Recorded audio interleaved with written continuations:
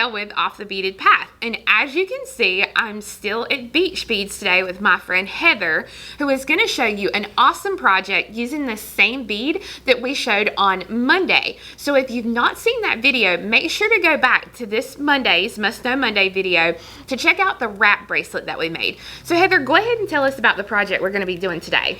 We are going to just do a very simple wrap with aluminum wire to create a base for the pendant of the glass bead. So all you're going to need is 20 gauge aluminum wire and your glass bead. Awesome. Okay, so are there any special tools that they need? Mainly you're just going to need flush cutters. You'll probably want to have a nylon coated tool just because you can't really touch aluminum in the body, anywhere in the body with a tool because it leaves an impression. So it's always good, even if you don't need it, to have it by if you need to manipulate it so we don't leave any marks. And then just your plain old round nose. So Heather, tell our viewers the difference between aluminum wire versus their regular wire that they might buy from like a Michael's or a Hobby Lobby or somewhere. Okay, well, I always say they shouldn't even be in the same family. Aluminum wire is going to be very soft, and even though it is thicker in gauge, it is so much softer. So you're going to use your hands a lot to form it, and like I said, you can't grab anywhere in the body of the wire with a tool because you will leave an impression and it'll weaken the spine. So you use your hands a lot in that, and it's super soft, yet it has that thick, sturdy feel to it because it's kind of strength in numbers. So you will just get a thicker look, but yet it's much softer and easier to work with. Okay, so if they don't have a pair of nylon jaw pliers, yes, can they take like painter's tape yes, and put them on a regular yes, pair of pliers? Yes, or you can use Tool Magic, which is available basically at all your craft stores, where you can actually dip your tools and create that soft layer so you don't make those marks. Good deal. Okay, well, let's go ahead and let Heather show you how to get started to make this beautiful pendant.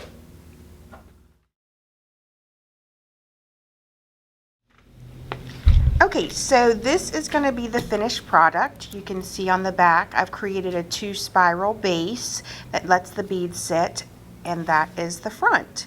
So what you're going to need is 20 inches of aluminum wire, 12 gauge, and what we actually start by making the bail. So you'll see that there is a bail there. We're going to start with that.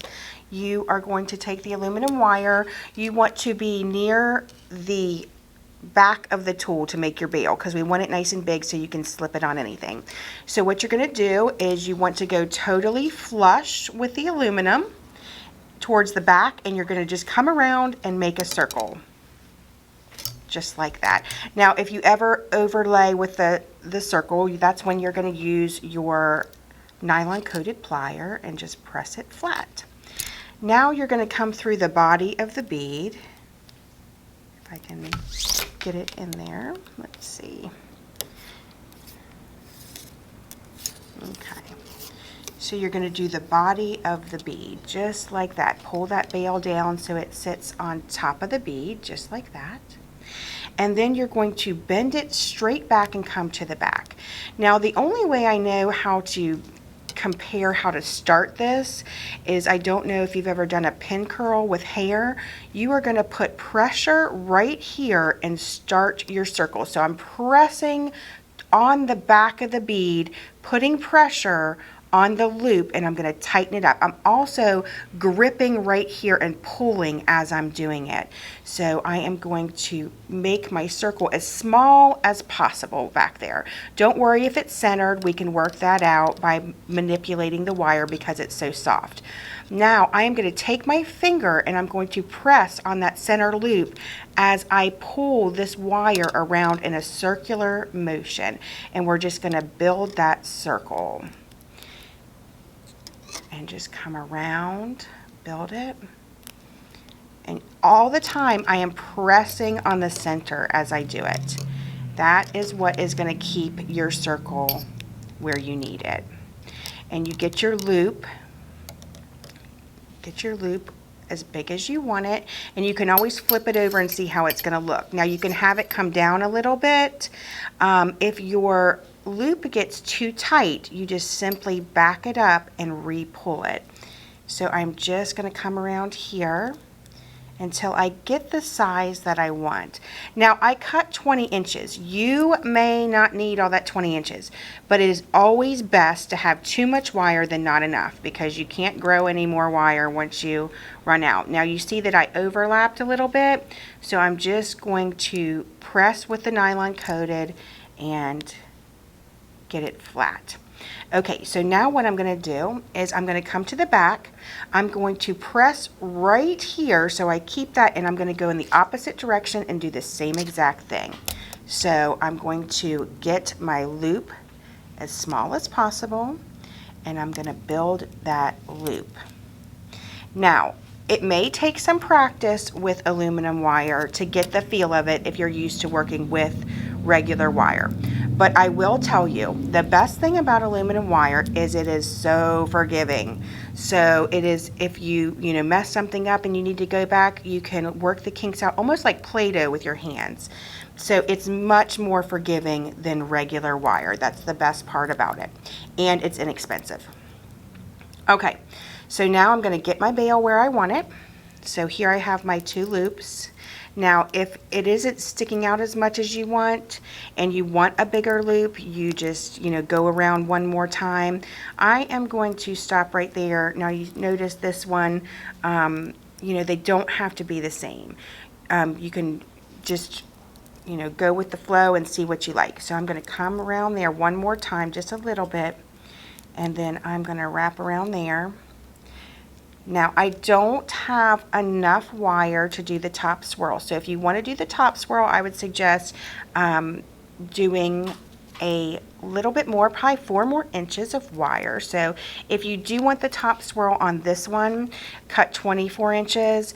This, I just wanted it to be a little bit more plain, so I cut 20. I have my 2 circles. I'm going to press that flat so you can see it. You can manipulate it a little bit, and then I'm going to trim it and tuck it. This is flush cutters. You want to make sure with the flush cutters that you're always cutting with the back of the tool. That is what's going to give you the flush cut. If you cut with the front of the tool, that is where you are going to have that jagged edge, where if you cut flush, you're going to have that nice flush cut. So then I'm just going to move that around to make sure that my tail is not showing. And then you have 2 different ways. So if you do want the swirl at the top, you would just add 4 more inches. And if you want it plain and just classic, then you would just do 20 inches. And that wraps that up. Okay, so if you do want to make the top swirl at the top, like on the first pendant, all you're going to do is you are going to grab, again, flush in the back of the tool. The reason you always want to grab at the back of the tool with the aluminum is because you have more width there, so you're not going to grab as hard. If you grab at the tip, our first instinct is to squeeze, and that is going to make a mark on the spine. So you want to start towards the back of the tool, right like that. You're going to target your area by holding about an inch away from you're going to turn, and you're basically just arcing the wire. So I'm going to turn and make a J, and then instead of letting go, I'm just going to flip my wrist just like that. You do not pull with this hand. Do not pull with this hand. You want to leave it nice and loose, target your area, and you want to just continue swirling that, just like that. And then continue until you get the swirl that you want. Now, if you ever need to tighten your swirl up, what you're going to do is you're going to target your area. It looks like I'm grabbing here, but I'm actually grabbing right near the base of the swirl. I'm going to put pressure right there. I'm going to go back in towards the back and just slightly turn. And then you see that that's going to be the same swirl at the top. Now, if you want it tighter, you just go in and tighten it up. Now, the good thing is if you don't like it tighter, once you've done that, you can just take your fingers and just bring it back out. Now, if you did squeeze too hard, the good thing is that's totally fixable. What you're going to do is you want to take your flush cutter and you want to use the back of the tool to get the flush cut, and you just go in there and just trim that end right off, and nobody can ever tell that you grabbed it too hard.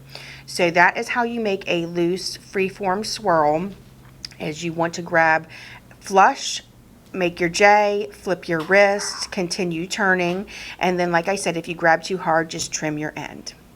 And that is that. Okay, hi guys. We are just going to give you a little example of what goes into making a glass bead. I know not everyone understands the process, but you see I have a torch here. I have already pre-melted my glass and made my base, because that's the boring part.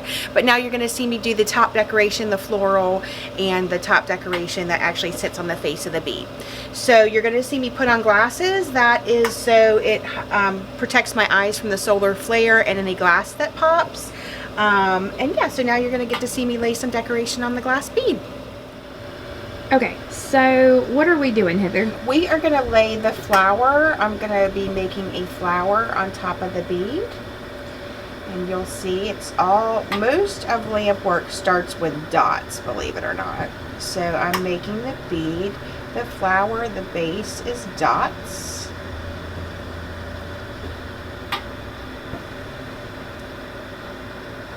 And you'll see I use the flame almost like scissors to cut the glass. And then I'm laying some clear over top of it just to give the white, because white glass is the softest glass there is, so it's like melted butter.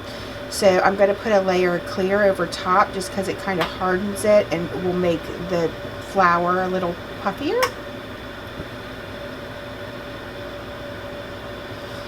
And then what I'm going to do is I'm going to use a brass tool just to make the petals. So I'm making the petals now. So your tool is basically kind of flattening it out for you? So brass actually pushes glass. It's the only thing that you can push glass with. I have graphite, and graphite actually molds the glass, but you can't push the glass with it. Now you're going to see it looks like a triangle of dots, and you're going to see the flower where I'm going to heat one petal at a time. I'm going to turn my torch down a little bit just so I can target one petal at a time. You want to get it really hot, and then you're going to use the knife and make the crease down the middle towards the center. And so I'm just pressing the petals in towards the center.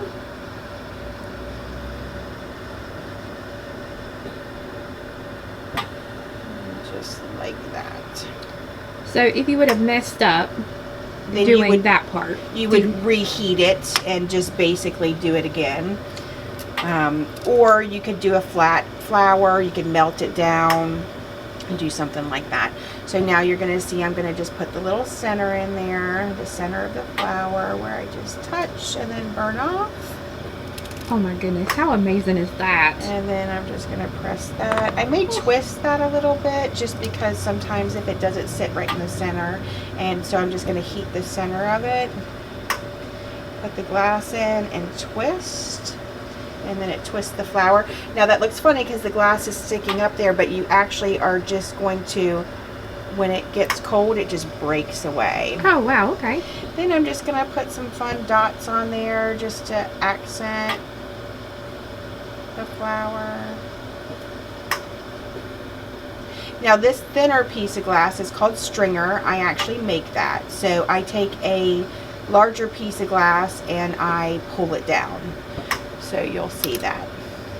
So voila, there is my glass bead. Now it's going to go in the kiln and it's going to anneal, and that's going to make it stronger. So if the lines up the molecules, so if it were to hit like on your bracelet, it's going to be nice and strong. So guys, thank you so much for watching. I really hope that you enjoyed Heather's new aluminum pendant. So let me let Heather actually tell you about the pricing on this and where you can get it. Yeah, so basically the aluminum wire is all you're going to need other than your tools and a glass bead. And I will have a kit price of $22 that includes the glass bead that I make and the aluminum wire to make the pendant. And I will honor that through June 1st of 2019. And yeah. And if they want just the bead, how much is just the bead? $20. $20. And again, that price is good through June 1st, 2019, correct? Yes. All right, guys. So thank you so much for watching. And remember, if you're down in Surfside Beach, South Carolina, make sure to visit Heather at Beach Beads, which is right across from the Ocean Lakes Campground.